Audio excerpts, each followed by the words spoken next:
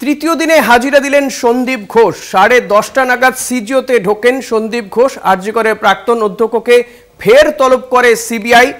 আরজি করে নিহত চিকিৎসক খুনে তদন্তে সিবিআই সন্দীপ ঘোষকে এই নিয়ে 3 দিন টানা তাকে জিজ্ঞাসাবাদ করছে। গতকালও ম্যারাথন জিজ্ঞাসাবাদ করা হয়। তার আগের দিন তাকে রাস্তা থেকেই তাকে তুলে নিয়ে যায় সিবিআই এবং তারপর গতকাল তাকে তলব করা হয়েছিল সকাল 10:30 নাগাদ। গতকালও তিনি সিজিও কমপ্লেক্সে গিয়েছিলেন, বেরিয়েছেন অনেক রাত করে। দীর্ঘ 12-14 ঘন্টা তাকে জিজ্ঞাসাবাদ করা হয়, ম্যারাথন জিজ্ঞাসাবাদ করা হচ্ছে।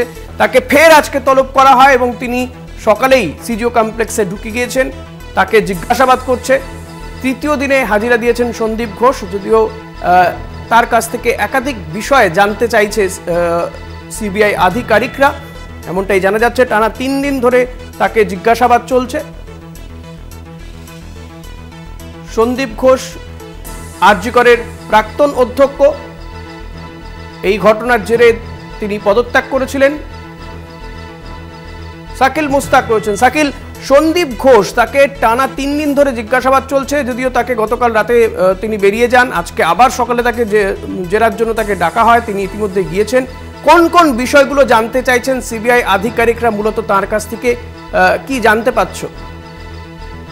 দেখো, আজকে সকালে 10:30 নাগাদ কিন্তু সন্দীপ ঘোষ প্রাক্তন অধ্যক্ষ তিনি কিন্তু সল্টলেকের সিজিও কমপ্লেক্সের সিবিআই দপ্তরে কিন্তু আসে এবং তাকে বিভিন্ন বিষয় কিন্তু জিজ্ঞাসাবাদ করা হচ্ছে।